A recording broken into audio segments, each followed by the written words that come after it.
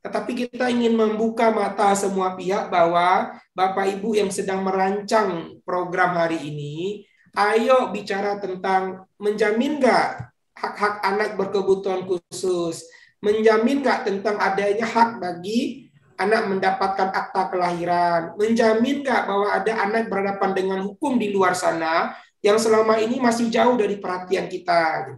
Menjamin nggak selama ini banyak perkawinan usia anak di daerah kita. Kita bicara nggak untuk itu? Bincang-bincang Sobat KPAI. Bismillahirrahmanirrahim. Assalamualaikum warahmatullahi wabarakatuh. Semangat pagi Sobat KPAI. Salam sejahtera untuk kita semua. Mudah-mudahan Sobat KPAI dalam selalu sehat dan tentunya tetap bahagia walaupun memang masih dalam keadaan pandemi. Ya, di podcast kali ini yang pertama nih, kita menggunakan Zoom karena narasumbernya sangat jauh. Kita sih harapannya pengen banget menghadirkan narasumbernya langsung di kantor KPAI, tapi memang ya masih dengan kondisi seperti ini kita lewat Zoom untuk podcastnya. Ya, kali ini kita akan ngobrol dengan salah seorang pemuda yang memang luar biasa, energik, sudah lama aktif nih di dunia anak ataupun di dunia perlindungan anak. Pernah menjadi anggota forum anak di daerah, dan saat ini beliau aktif di Yayasan Ruang Anak Dunia, Ruandu. Meraih berbagai penghargaan, diantaranya penghargaan sebagai Tunas Muda Pemimpin Indonesia, dan infonya ada 6 atau hanya 6 anak di Indonesia. Dan beliau juga adalah seorang pemuda yang menerima PIN emas nih dari Pemkot Padang pada agenda Hari Jadi Kota Padang yang ke-352 tahun di tahun 2021 sebagai kategori pemerhati pemenuhan hak anak. Nah, kita sambut dengan meriah yaitu Kak Wanda Laksmana.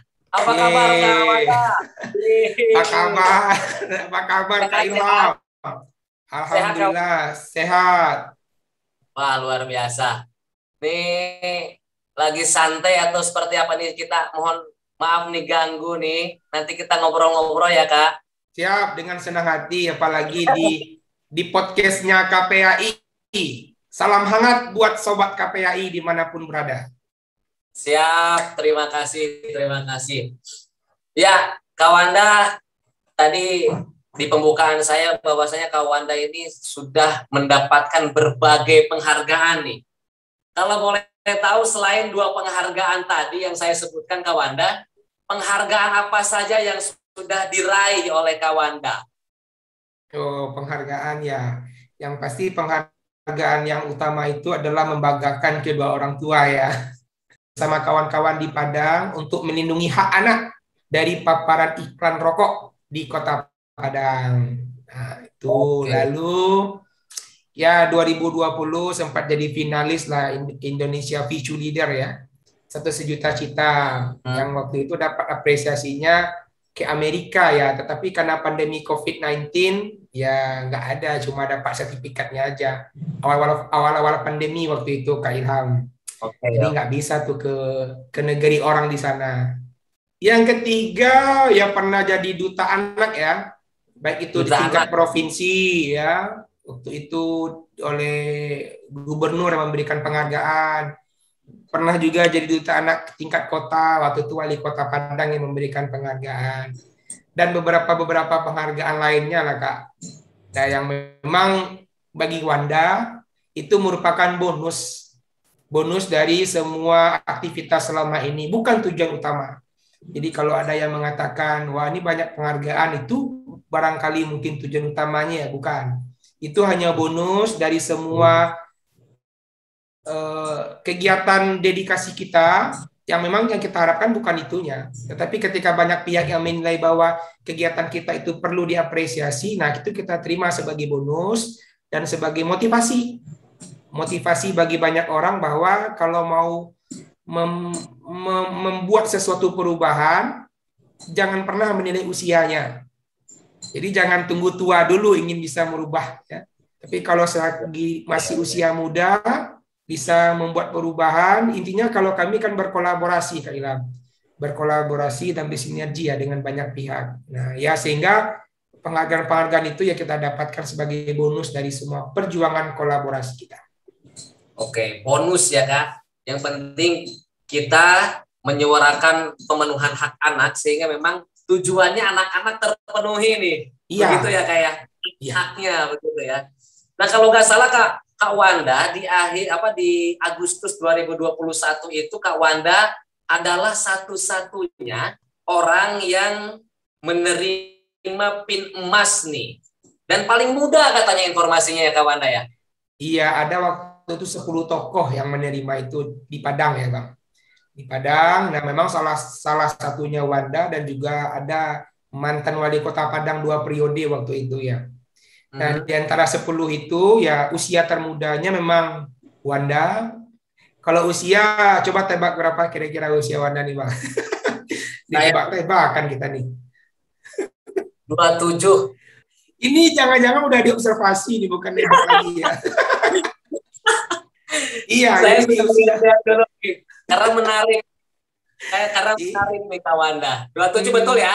Iya, jadi rencana mau tebak-tebakan itu kan berapa dulu gitu. Ini langsung ketahuan ya.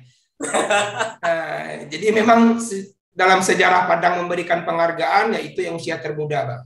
Memberikan penghargaan itu kepada warga yang ada di Kota Padang ya. Sebagai warga istimewa, apa namanya gitu ya. Jadi penerima PIN emas. Dan itu menjadi presiden baik juga bagi kami, Bang. Maksudnya Wanda apa? Ketika Wanda bicara di depan banyak orang sebagai seorang Wanda Laksmana, mungkin orang akan mengira, oh iya anak muda baru gitu ya. Tapi ketika Wanda bicara di depan banyak orang mengadvokasi kebijakan, saya Wanda Laksmana, penerima PIN emas Kota Padang. Yang mungkin tadi orang memandangnya sebelah mata, nah jadi banyak mata memandang, wah muda sudah dapat PIN emas gitu. Nah di sanalah kita ketika bisa mendapat simpatik banyak orang, nah kita meyakinkan bahwa isu anak itu juga harus menjadi isu yang harus diperjuangkan di daerah. Terutama memasukkannya dalam program-program yang ada di kabupaten kota kita. Iya, iya.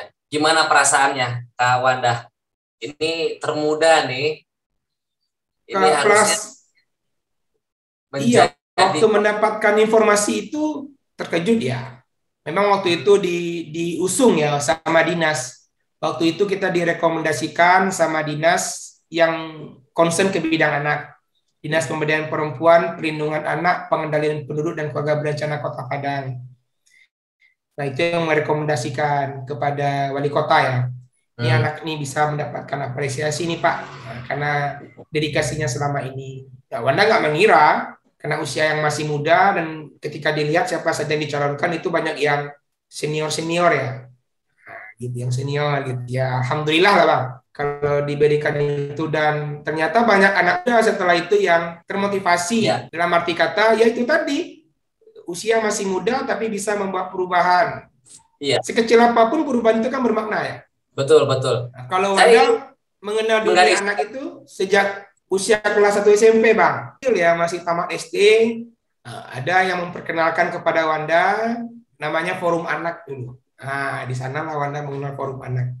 Forum Anak di sana. Iya, Forum Anak daerah waktu itu provinsi yang baru ada. Sumatera Barat berarti ya? Ya, tahun 2006.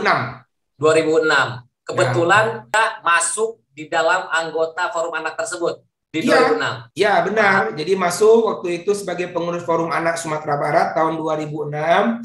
Nah, di tahun itulah baru Sumatera Barat ya, bukan kabupaten kota, baru provinsi, mempunyai sebuah wadah partisipasi anak yang menjamin hak anak untuk mendapatkan dan menyalurkan menyalurkan aspirasinya kepada pihak-pihak terkait. Nah, tahun 2006 waktu itu Bang, pertama kali Sumatera Barat punya Forum Anak.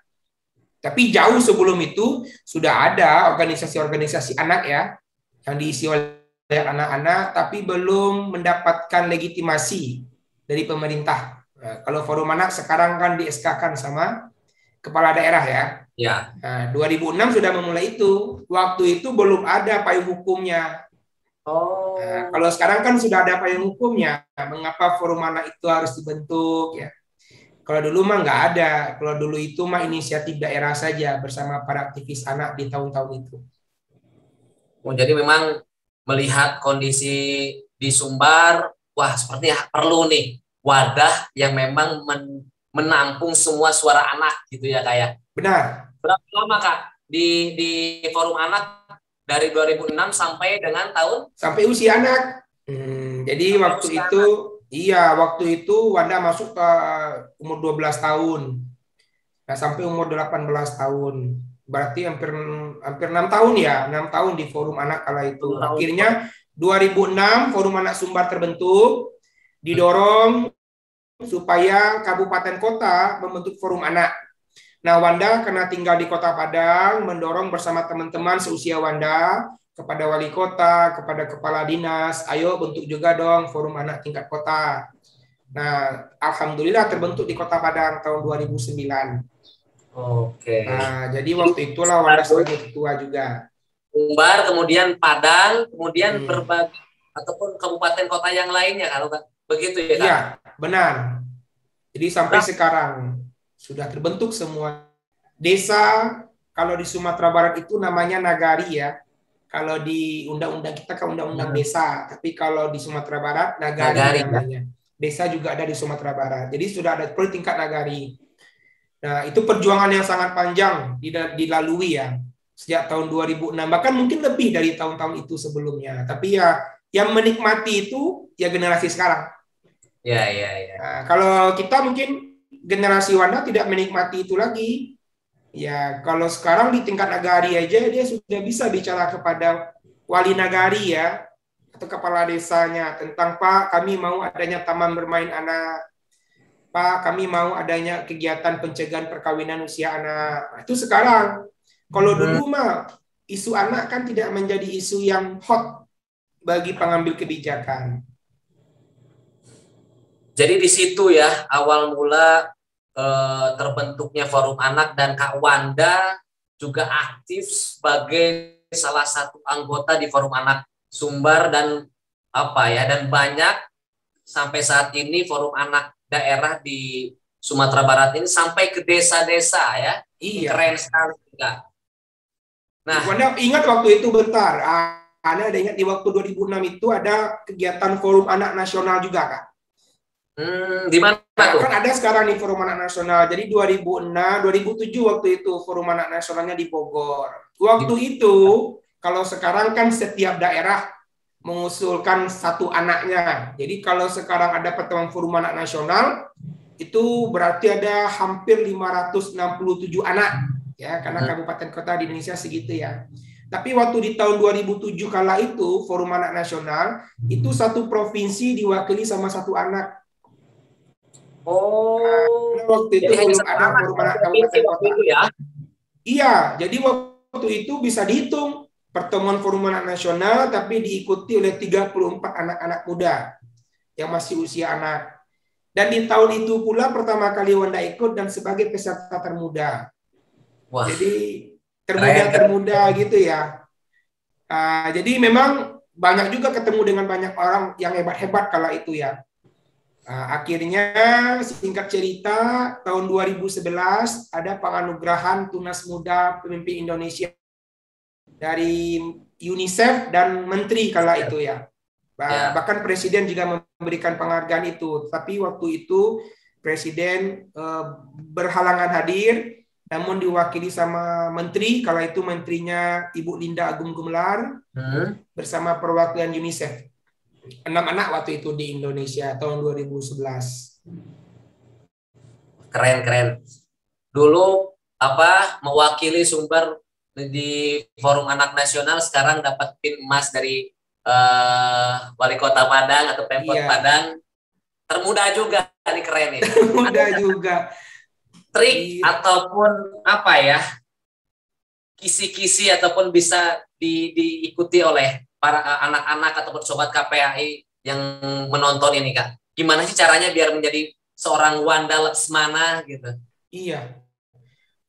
Bagi sobat KPAI terutama yang masih usia anak sekarang yang mungkin menonton YouTube channel KPAI ini, memang kuncinya ketika kita berkegiatan apapun itu jenisnya, yang utamanya adalah konsistensi, kan?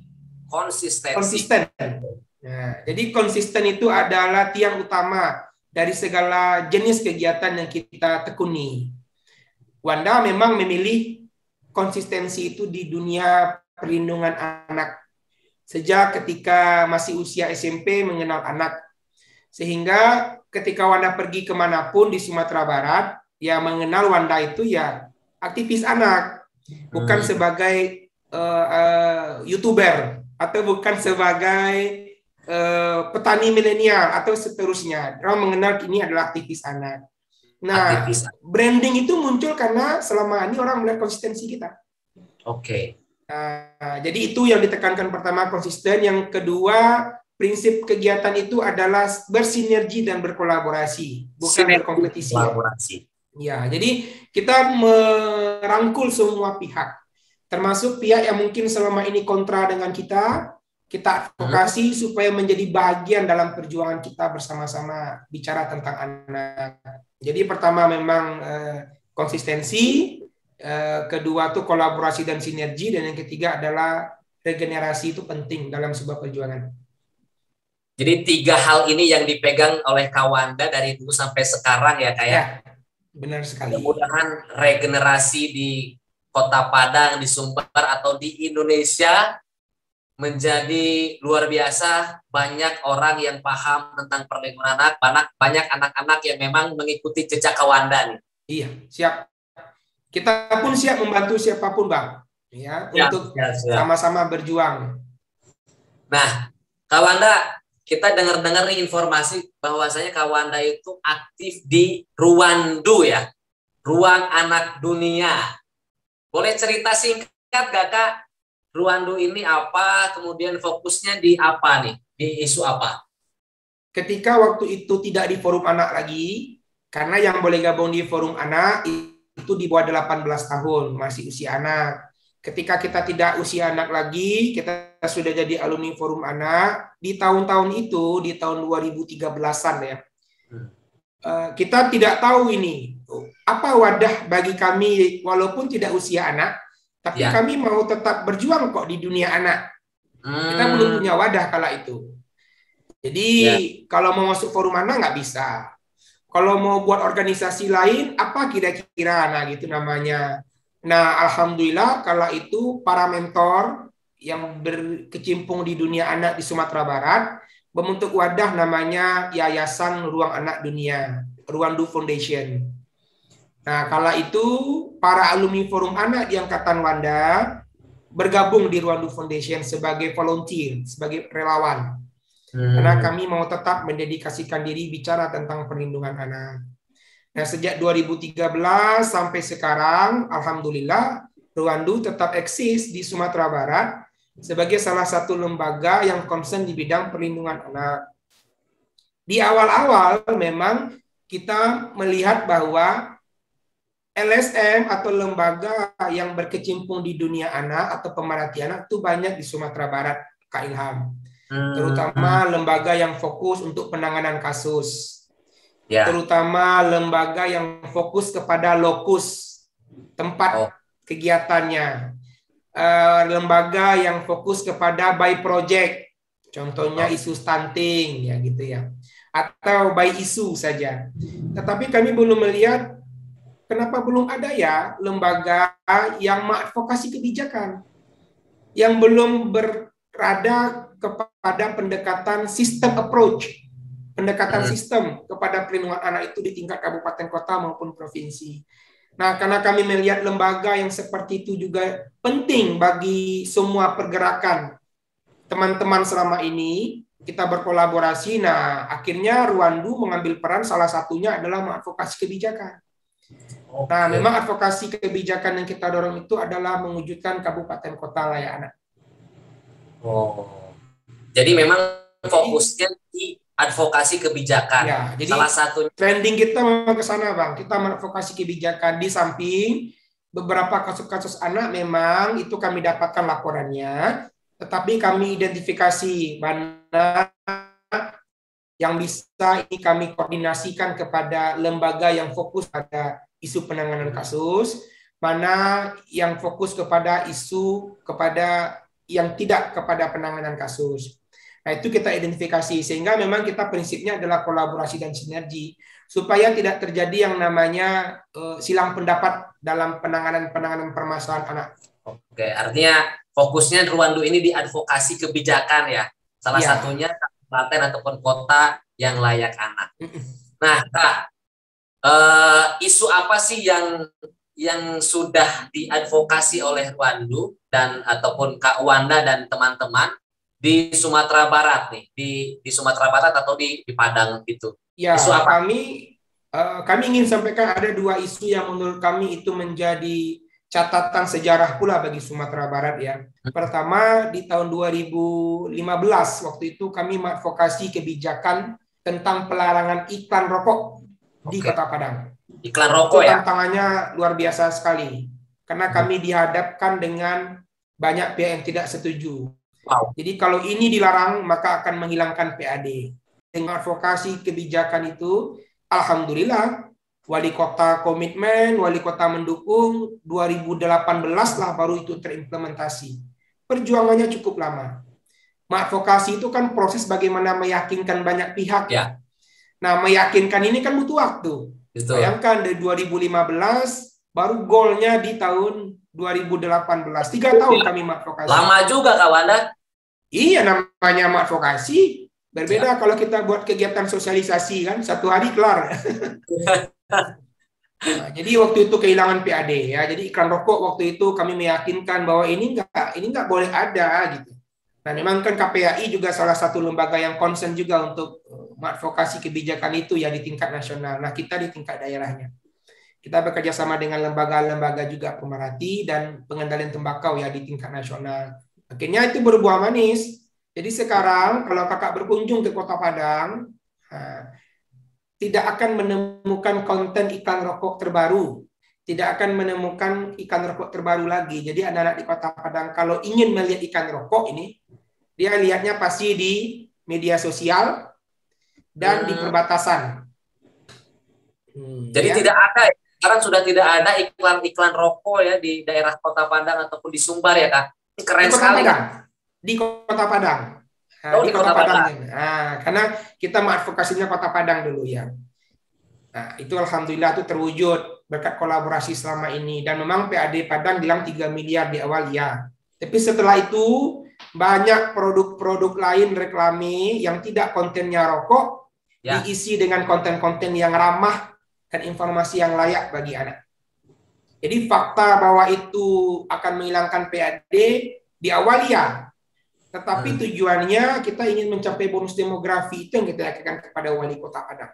Dan sekarang wali kota kita kan wali kotanya baru, artinya kita tetap meyakinkan. Karena apa? Karena di awal kita sudah pendekatan kepada sistem approach tadi itu Kak. Siapapun wali kota, siapapun kepala dinasnya, ketika kita sudah membentuk sistemnya, nah akhirnya mereka mengikuti sistem yang telah terbentuk. Nah alhamdulillah wali kota yang baru sekarang tetap melanjutkan komitmen itu melarang iklan rokok di Kota Padang. Oke. Jadi itu saya satu. pengen ada nih. Iya boleh. Tapi vaksin dulu. Sudah. Sudah. Yang kedua, kalau itu kita mengadvokasi supaya ada kegiatan semacam perencanaan pembangunan tapi diisi oleh anak-anak. Kami menambahkannya program Musrenbang Anak. Oh, Musrenbang Anak. Jadi selama ini kalau kita bicara Musrenbang, bicara tentang program pengambilan kebijakan, ada Musrenbang namanya ya, ada RKPD, ada RPJMD. Nah, coba tanya, dari sekian banyak program yang diusung, bahkan diusulkan dari masing-masing OPD, berapa persen yang bicara tentang aspek-aspek perlindungan anak? Masih minim. Bahkan kering isunya tentang isu perlindungan anak. Nah, jadi perlu sebuah wadah, sebuah mekanisme sistem perencanaan pembangunan yang memang khusus bicara mengakomodir kepentingan terbaik bagi anak. Ya. Nah, makanya harus ada namanya Musrenbang Anak. Nah, alhamdulillah yang kita advokasi waktu itu Sumbarnya, provinsi nih. Provinsinya melalui Bapeda. Melalui Bapeda provinsi. Alhamdulillah waktu itu diakomodir. kegiatannya di RKPD waktu itu, Rencana Kerja Pemerintah Daerah. Karena waktu itu dia memaparkan program-program dan waktu itu ada perwakilan forum anak. Forum anak, ada anak berkebutuhan khusus 2 orang bicara tentang 10 suara anak yang disampaikan di hadapan semua yang hadir. Dan semuanya menangis. Ya, kami bukan menjual permasalahannya. Kita bukan menjual apa yang terjadi oleh anak-anak berkebutuhan khusus itu. Tetapi kita ingin membuka mata semua pihak bahwa Bapak Ibu yang sedang merancang program hari ini, ayo bicara tentang menjamin nggak hak-hak anak berkebutuhan khusus, menjamin nggak tentang adanya hak bagi anak mendapatkan akta kelahiran, menjamin nggak bahwa ada anak berhadapan dengan hukum di luar sana yang selama ini masih jauh dari perhatian kita. Menjamin nggak selama ini banyak perkawinan usia anak di daerah kita. Kita bicara nggak untuk itu. Nah, jadi ketika itu disampaikan di hadapan semua pihak, gubernur aja nangis. Itu memperlihatkan bahwa mungkin selama ini kita masih kering bicara tentang isu anak. Nah, kita mulai membasahi itu dan alhamdulillah semua orang sudah care bicara tentang anaknya. Kalau ada yang merancang pembangunan, merancang perencanaan gitu ya. Nah, dia bicara anaknya di mana nih isu anaknya. Kalau mau buat taman, kita buat taman bermain ramah anak gitu ya. Kalau mau buat program tentang wisata, ya kita hadirkan pariwisata yang ramah bagi anak gitu. Karena tempat-tempat wisata juga ada kegiatan-kegiatan pelecehan seksual bagi anak, Pak. Prostitusi dan seterusnya. Jadi itu yang kita dorong. Nah, kita pendekatan kepada vokasi itu. Nah, itu yang sama-sama kita dorong di Sumatera Barat, Bang. Jadi 2 isu itu yang menurut kami menjadi sejarah bagi Sumatera Barat. Dan itu diakui oleh menteri terkait ya. Nah, akhirnya waktu itu ada kegiatan mendengar suara anak dan seterusnya. Nah, itu yang memang patut untuk menjadi contoh juga bagi daerah-daerah lain di Sumatera Barat ini dan di luar dari Sumatera Barat. Gitu, Kak Ilham. Dua isu yang memang diawali pergerakannya oleh teman-teman ataupun Kak Wanda sehingga memang membukakan mata ya Kak Wanda bahwasanya ini ada isu anak yang memang harus diperhatikan gitu ya di Sumatera Barat ataupun di Padang dan di daerah-daerah di Sumatera Barat. Nah, ini menarik juga nih Kak, sehingga memang banyak agenda-agenda setelah Musrembang itu, suara anak ataupun beberapa agenda yang lain yang memang pemerintah itu yang memang harus komitmen untuk perlindungan anak begitu ya. Nah, kalau melihat komitmen dari pemerintah sendiri Kak Wanda, komitmen pemerintah sekarang di Sumatera Barat ataupun di Padang seperti apa dan terkait ataupun fokusnya kepada perlindungan anak? Nah, kalau dibandingkan dulu dengan sekarang itu jauh perbedaannya. Jauhnya ke arah yang lebih baik ya. Kalau dulu, kalau kita lihat dokumen perencanaan pembangunan di daerah, baik itu RKPD maupun RPJMD, belum memasukkan nuansa-nuansa perlindungan anak menjadi tolok ukur keberhasilan pembangunan daerah. Contohnya bicara visi misi kepala daerah lah. Banyak visi misinya, tapi yang bicara anaknya mana gitu. Tetapi kalau sekarang visi misi kepala daerah yang tertuang dalam RPJMD-nya sudah banyak bicara tentang anak. Contohnya bagaimana meningkatkan kesejahteraan anak dalam aspek pemenuhan hak anak untuk mendapatkan akses pendidikan, wajib belajar 12 tahun gitu ya. Dalam konteks perundang-undangannya memang wajib aja 12 tahun ya, tapi dalam daerah kadang masih ada yang 9 tahun tuh. Karena konteks daerahnya memang itu yang bisa baru dilakukannya gitu. Tapi kita melihat itu sudah terakomodir sekarang, sudah lebih baik ya. Jadi kalau kegiatan Musrembang harus menghadirkan keterwakilan anaknya. Nah, keterwakilan anak yang dimaksud di sana adalah forum anak. Forum anak daerahnya ya? Forum anak, iya.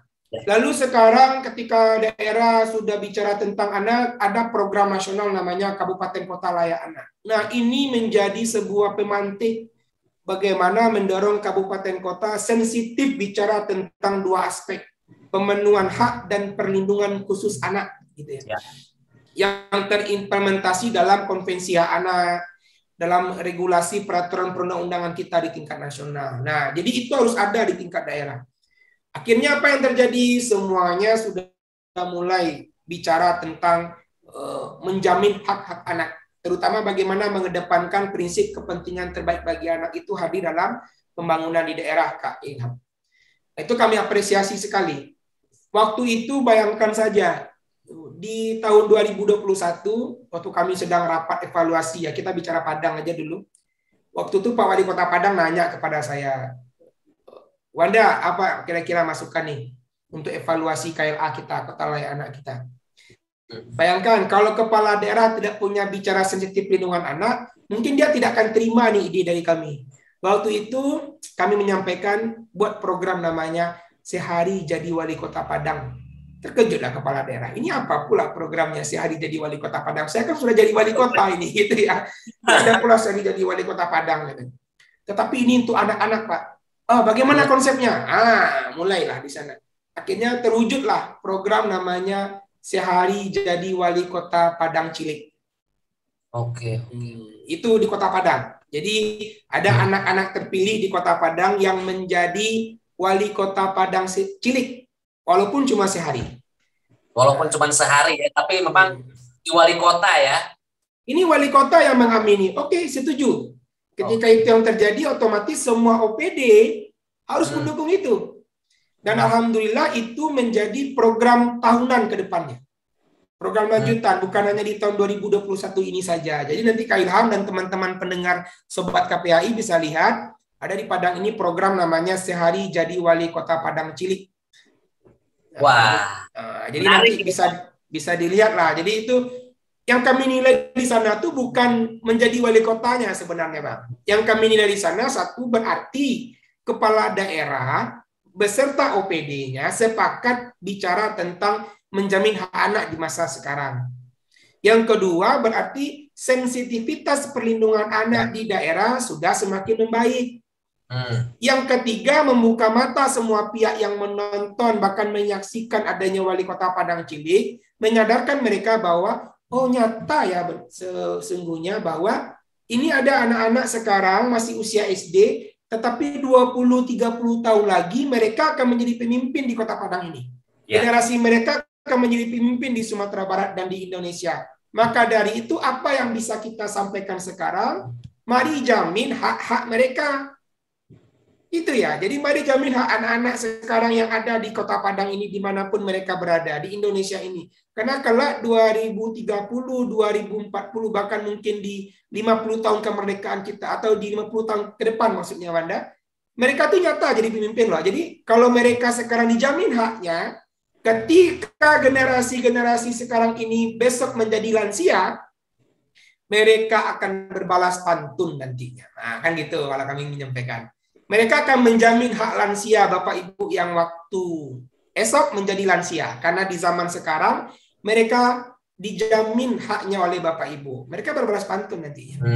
Itu yang ingin kami tampakkan, Bang. Bukan menjadi wali kotanya itu sebenarnya, kalau menurut kami. Tetapi kalau bagi kepala daerah, itu menjadi presiden baik ya. Menjadi terobosan inovasi bagi daerahnya, ya nggak apa-apa. Bagi kami sebenarnya substansi ini menyampaikan itu kepada semua pihak. Ya, ada 3 hal substansi yang ingin disampaikan dalam program Sehari Menjadi Wali Kota Padang ya, Wali Kota Cilik, begitu ya. Itu apa bentuknya, Kak? Ini menarik nih, saya tertarik nih. Itu bentuknya seperti apa? Apakah memang mengikuti wali kota atau seperti apa? Anak-anak yang ataupun yang mendapatkan ataupun yang menjadi wali kota cilik itu. Iya, untuk detailnya nanti silakan undang wali kota Padangnya ya, sama wali kota ciliknya. Siap. Tetapi ini ya, biar KPAI ngundang tuh, gimana tuh program Sehari Jadi Wali Kota Padang Cilik. Tapi secara umumnya memang dibuka sayembara ya, sayembara kepada anak-anak di Kota Padang yang masih usia SD. Nah, yang mendaftar kala itu 202 anak. Dalam waktu 4 hari ya. Mereka diminta untuk membuat artikel, Bang. Dengan judul artikelnya, Jika Saya Menjadi Wali Kota Padang. Nah, jadi gitulah ya. Jadi nampak di sana dari tulisan mereka, apa yang akan mereka lakukan jika memang benar hari ini mereka menjadi Wali Kota Padang. Nampak di sana mereka bicara tentang menjamin hak anak atas pendidikan. Tidak anak-anak yang putus sekolah. Hak kesehatan anak terjamin, pencegahan stunting, perkawinan usia anak, Bahkan ada anak yang bicara tentang menjamin hak anak berkebutuhan khusus. Nah, kami lihat, wow, ini maju sekali. Gagasan mereka maju gitu. Nah, jadi itu yang kita apresiasi. Sehingga dari 202 itu terpilih 10 anak ya, yang diwawancari langsung sama Wali Kota Padang. Oh, nah, jadi yang langsung milih, ya? Iya, jadi langsung secara online. Karena waktu itu kita masih PPKM ya, secara online. Jadi 10 itu didampingi sama orang tuanya. Nah, dicari tahu kenapa gagasannya seperti ini, akhirnya dipilih 2. Dan 10 anak itu mendapatkan dana apresiasi, ya, dana pendidikan sebesar 1 juta rupiah. Jadi itu dari Pemko Padang. Nah, jadi banyak. Jadi itu di luar dari perkiraan kami pula, ternyata ada hadiah gitu ya. Kami kan hanya ingin jadi wali kotanya saja gitu, anak-anak. Saya aja nggak pernah naik mobil wali kota Padang lah. Ini anak kelas 5 SD sudah naik mobil dinas wali kota. Keren, sudah merasakan bagaimana jadi wali kota. Bahkan orang tuanya pun waktu kami dengar statementnya, kalau nggak karena program ini, katanya, saya nggak akan pernah merasakan jadi mama wali kota. Saya tidak akan pernah merasakan jadi papanya wali kota. Iya benar juga ya, kata kami. Nah, itu kurang lebih Bang. Jadi kalau ingin detailnya gimana dan kabarnya akan ada evaluasi, bahkan akan dibuatkan modul ya. Nah, silakan nanti diwawancarai langsung Wali Kota Padang bersama Wali Kota Ciliknya. Oke, nanti nih saya catat dulu nih. Kawan saya catat sebagai agenda selanjutnya. Benar. Tapi menarik Kak, ketika ada program itu, anak-anak bisa menyuarakan dalam sebuah program ketika dia menjadi wali kota. Iya. Jadi kita tidak terpikirkan, tapi anak-anak itu mengeluarkan hal-hal yang memang, oh, anak harus sekolah 12 tahun, oh, ini loh, anak itu harus terpenuhi. Kemudian akte kelahiran itu banyak juga yang memang disampaikan ya kayak. Iya, pertanyaannya kan gini Kak Ilham, pertanyaannya mengapa anak-anak itu bisa kritis bicara tentang hak anak di zaman sekarang? Betul. Karena apa? Karena sebenarnya ketika kritis itu muncul disebabkan kita sudah menempatkan anak sebagai subjek dari pembangunan. Kita tidak ingin memposisikan anak lagi sebagai objek dari pembangunan. Jadi seakan-akan hak anak itu orang dewasa lah yang akan memperjuangkannya. Enggak. Semua bisa memperjuangkan termasuk anak itu sendiri. Nah, ketika kita memposisikan anak sebagai subjek pembangunan, yang terjadi apa? Semua mau mendengar. Semua mau menjadi pendengar yang baik bagi anak-anak. Nah, itu yang terjadi selama ini. Nah, itu cukup membuat kami semangat ya, bahwa ternyata kegiatan yang selama ini kita lakukan yang mungkin tidak diketahui banyak orang gitu ya. Kita kan berkegiatan di keheningan malam, Bang. Maksudnya yang kayak gini mana mau orang ekspos ini? Nggak mau. Yang mau diekspos orang itu kalau ada kasus anak. Gitu ya. Yang seperti ini kan nggak mau diekspos. Jadi akhirnya apa? Semua orang merasakan dampaknya. Nah, jadi kita juga ingin menyadarkan semua pihak, termasuk KPAI yang mau mengangkat ini ya. Mengangkat ini menjadi sebuah isu yang harus diperjuangkan juga. Kami terima kasih juga kepada KPAI melalui podcast ini. Semoga ini menyadarkan banyak pihak. Amin. Bahwa bicara anak itu bisa dimulai dari siapapun dan kapanpun. Termasuk sekarang ini. Nah, mungkin selama ini termasuk dunia usaha nih Bang.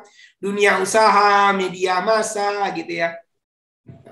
Jadi itu kita dorong juga itu untuk bicara tentang perlindungan anak.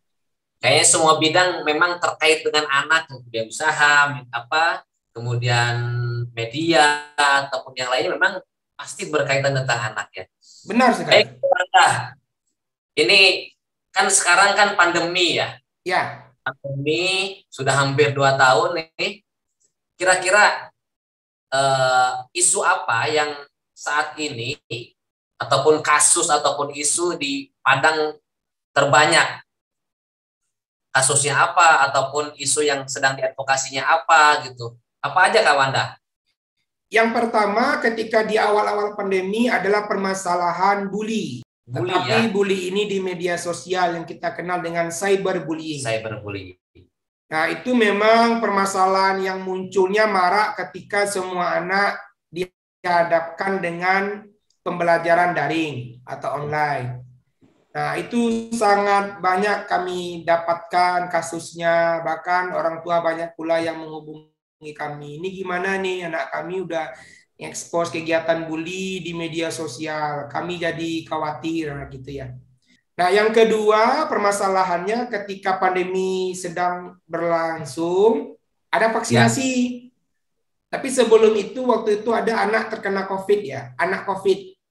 Nah, beberapa kasus yang kami temukan ketika anak positif COVID, nah itu mendapatkan permasalahan stigmatisasi dan labelisasi. Ya. Nah, jadi contohnya kalau ada anak punya orang tuanya kena COVID-19 di awal-awal pandemi ya. Nah, anaknya mendapatkan labelisasi nih. Jangan tuh berteman dengan si dia, dengan si A. Kenapa? Karena bapak si A COVID. Nah, hubungannya apa gitu loh. Bapaknya yang kena COVID, tapi anaknya menjadi korban labelisasi. Nah, ketika permasalahan itu berlanjut juga namanya stigmatisasi. Anaknya yang kena COVID. Sambung juga sudah itu adanya vaksinasi bagi anak. Ya. Nah, khusus untuk vaksinasi, waktu itu kami diundang oleh media televisi di Sumatera Barat, meyakinkan banyak pihak bahwa vaksinasi itu diizinkan, dibolehkan kok, karena Presiden sudah mengeluarkan pemberitahuan itu, bahkan kebijakan itu. Usia 12 hingga di bawah 17 tahun bisa vaksinasi. Ya. Nah, sempat waktu itu kami kasih ide kepada salah satu sekolah di Kota Padang. Bapak, Ibu, kalau mau vaksinasi anak, prinsipnya kita harus mengedepankan prinsip konvensi hak anak. Salah satunya adalah pandangan anak. Dengarkan dulu pandangan anaknya. Jangan ada intervensi, apalagi memaksa anak untuk vaksin. Lalu apa yang bisa dilakukan? Yang bisa dilakukan adalah bagi anak-anak yang bersedia divaksin, kita berikan apresiasi. Apa apresiasinya Pak Wanda? Kasih apresiasi PIN yang menyatakan saya sudah divaksin dan bibit buah. Berikan mereka bibit buah. Nah, jadi ada tuh sekolah di Kota Padang, Bang. Jadi kami berikan ide itu diterima baik. Jadi anak-anak yang mau divaksin diizinkan sama orang tuanya, mereka boleh pilih mau dikasih PIN atau mau bibit buah manggis. Jadi anak-anak dapat bibit buah manggis. Itu kan luar biasa ya Bang. Artinya juga mengedukasi anak. Kalau suatu hari nanti bibit buah ini berkembang, bahkan berbuah manggis dan manis ya, akan menjadi catatan. Ini adalah buah yang dulu ditanam karena saya sudah divaksin COVID-19. Nah, akhirnya apa? Memotivasi bagi anak yang tidak bersedia divaksin tadi. Karena orang tuanya mengizinkan. Jadi ketika kita mengapresiasi itu, sesungguhnya kita mengedukasi bagi yang belum divaksinasi juga. Nah, itu prinsip yang kami sampaikan. Akhirnya ya dengan semua pihak lah ya. Banyak juga inovasi-inovasi sekolah melakukan vaksinasi bagi anak. Nah, akhirnya itu yang terjadi. Untuk vaksinasi sekarang bagi anak sudah persentasenya sudah baik di Kota Padang ini dan di Sumatera Barat. Bahkan kalau di Kota Padang ini sudah di level 2 ya PPKM-nya. Nah, jadi itu yang sama-sama kita jaga ya. Karena vaksinasi itu salah satu bentuk untuk menjamin hak anak mendapatkan kesehatan. Karena anak-anak ketika ditanya, Bang, kenapa takut vaksin? Mereka bukan takut disuntik, tapi dilarang sama orang tua. Karena kata orang tua, lihat berita ada orang divaksin, dia kejang-kejang, dia langsung demam, gitu kan. Nah, artinya apa? Memang di awal-awal pandemi dulu waktu itu kami sempat sampaikan kepada gubernur melalui RKPD ya. Ke depan yang kita kuatkan adalah literasi di 2 bidang kata kami. Satu, literasi di bidang kesehatan, terutama virus. Yang kedua, literasi di bidang digital. Nah, karena itu yang sama-sama nanti kita akan rasakan dampaknya. Nah, itu yang terbukti. Ternyata literasi di bidang kesehatan kita belum baik. Itu dijadikan sebagai sumber berita tunggal. Akhirnya orang-orang nggak mau vaksin. Waktu itu ya di awal-awal ya. Nah, akhirnya waktu itu kami berinisiatif cetak baju, Bang. Jadi kalau Bang lihat ada baju itu dengan tulisan bahasa Minang. Apa itu, Bang? Ambo ala vaksinasi COVID-19 9 balik. Sanak bilo. Jadi saya sudah vaksinasi COVID-19, kamu kapan? Jadi waktu saya ke sekolah, waktu itu kan saya pakai itu. Jadi orang melihat yang bagus bajunya ya katanya. Dia harus divaksin dulu kayak gitu. Jadi kita menyampaikan pesan-pesan edukasi juga kepada masyarakat dengan kekinian. Memang harus adaptasi Bang dengan zaman sekarang. Ya, ada strategi-strategi tersendiri yang memberikan edukasi kepada anak yang memang anak-anak itu juga menarik teredukasi ya Kak Wanda ya. Benar sekali. Apalagi nih forum anak kan, kalau kita bicara forum anak, nah bentuk kepeloporan mereka ya mereka harus vaksinasi dulu. Tetapi bukan berarti harus dipaksa ya, dengan kesadaran mereka sendiri. Nah yang kedua harus berani pula menjadi contoh bagi kawan-kawannya. Kalau yang tidak mau divaksin harus dikuatkan supaya mau divaksinasi COVID-19. Nah itu yang kami kira tantangan-tantangan yang kami hadapi selama pandemi COVID-19 ini. Okay. Dan memang itu tantangan yang kami rasa mungkin juga dihadapkan oleh lembaga-lembaga lainnya di Sumatera Barat, bahkan di tingkat nasional. Tapi itu kan tadi tantangan ya Kak Wanda. Kemudian bagaimana cara menghadapi, cara menyelesaikan semua tantangan itu? Apakah ada strategi khusus atau seperti apa Kak Wanda? Kalau kita ketika ada tantangan seperti itu, kita akan melakukan yang namanya kanalisasi permasalahan, Bang. Ketika permasalahan itu muncul, jangan kita tampung sendiri. Ya. Kita harus buka kerannya kepada lembaga-lembaga yang lainnya. Kita harus membuka kesempatan berdiskusi dengan semua orang. Harus memberikan kesempatan juga kepada anak untuk bersuara, untuk menanggapi permasalahan itu. Nah, ketika itu kita lakukan, ya alhamdulillah tantangan itu sebenarnya menjadi modal bagi kita untuk menghadirkan inovasi. Karena kalau nggak ada tantangan, kita nggak akan pernah berinovasi dalam permasalahan, terutama bicara tentang anak tadi, Bang. Ya. Terutama bicara tentang anak tadi. Nah, seperti yang saya bilang tadi, dari sekian banyak inovasi, itu lahirnya bukan karena ide sendiri, tapi karena kita berprinsip kepada kolaborasi dan sinergi, karena ada tantangan di depan kita.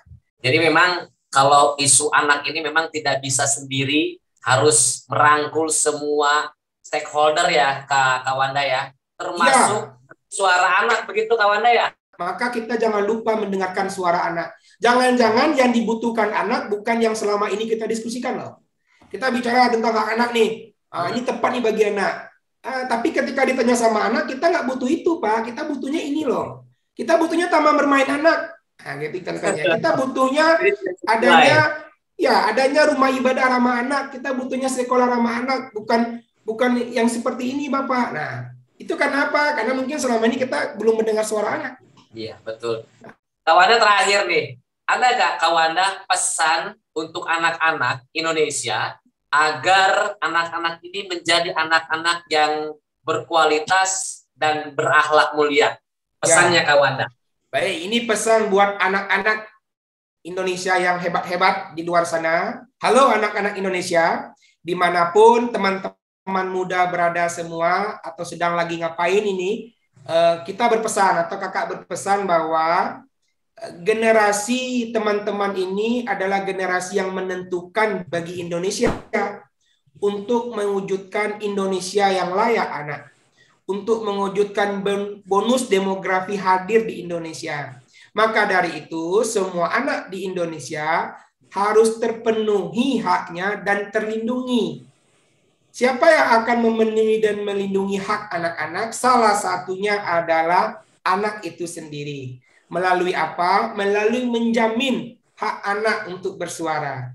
Maka anak-anak Indonesia harus berani menyampaikan suara, menyampaikan aspirasi, bahkan menyampaikan ide-ide, gagasan, pendapat kepada semua pihak tentang apa yang dibutuhkan oleh anak-anak yang ada di Indonesia ini. Bagi kawan-kawan yang tergabung dalam forum anak, karena forum anak seyogyaya adalah wadah partisipasi anak yang inklusif, karena forum anak bukan wadah partisipasi anak yang eksklusif, artinya anak berkebutuhan khusus, apapun permasalahan anak, dia bisa tergabung dalam forum anak, karena forum anak lah yang didengarkan suaranya pada saat pemerintah daerah merancang yang namanya perencanaan pembangunan daerah. Forum anak hadir tuh Kak Ilham di Musrenbang, forum anak hadir di Rakorbang di tingkat kabupaten kota, sampaikan apa yang menjadi permasalahan penting di daerah kawan-kawan. Dan insya Allah pasti semua pihak akan membantu. Terakhir, kunci dari semua perjuangan itu adalah konsistensi. Ya, seorang yang konsisten pasti dia akan mempunyai branding bagi dirinya.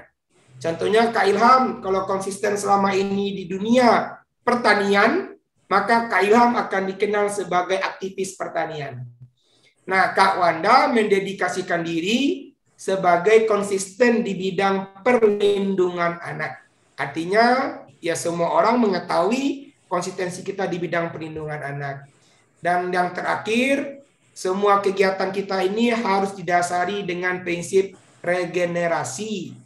Ya, dalam semua kegiatan harus ada regenerasi supaya akan tercipta generasi-generasi di masa yang akan datang peduli dengan hak-hak anak. Itu aja pesan-pesannya Kak Ilham. Semoga anak-anak Indonesia terlindungi, berkarakter, hebat, dan jangan lupa ya bagi anak-anak usia 12 hingga 17 tahun, ayo vaksinasi COVID-19 bagi anak. Wah, keren. Keren, Kak Wanda. Keren. Makasih banyak nih Kak Wanda. Pesannya menarik, mudah-mudahan bisa diikuti oleh semua anak-anak Indonesia, sehingga anak-anak Indonesia mengikuti jejak Kak Wanda, sehingga anak-anak Indonesia bisa terpenuhi haknya dan bisa terdengar ataupun bisa menyuarakan hak anak di Indonesia. Nah, Kak Wanda, terima kasih banyak. Nanti kapan-kapan main kita ketemu di KPAI ya, Kak Wanda ya. Siap, dengan senang hati. Sehat-sehat Kak Wanda, sukses-sukses selalu. Salam untuk anak-anak di Sumbar dan juga Padang dan daerah-daerah lainnya. Tentunya terima kasih banyak sekali lagi Kak Wanda. Nah, Sobat KPAI, itu tadi bincang-bincang kita dengan Kak Wanda. Sangat menarik, sangat patut harus kita ikuti. Mudah-mudahan ini menjadi suatu hal yang bermanfaat untuk kita semua. Dan yang paling penting jangan lupa like, comment, and subscribe channel ini di bawah ini. Dan jangan lupa jaga kesehatan selalu. Dan Kak Wanda, terima kasih banyak. Satu lagi Kak Wanda, ya. Kalau kita di KPAI itu ada salam untuk anak Indonesia. Salamnya seperti ini. Salam sehat untuk anak Indonesia. Oke. Oke, kita hitung sampai 3, kita sebutkan itu ya, sama-sama ya. Baik, 1, 2, 3. Salam sehat untuk anak Indonesia. Terima kasih Kak Wanda. Sukses selalu. Salam untuk semuanya. Bincang-bincang Sobat KPAI.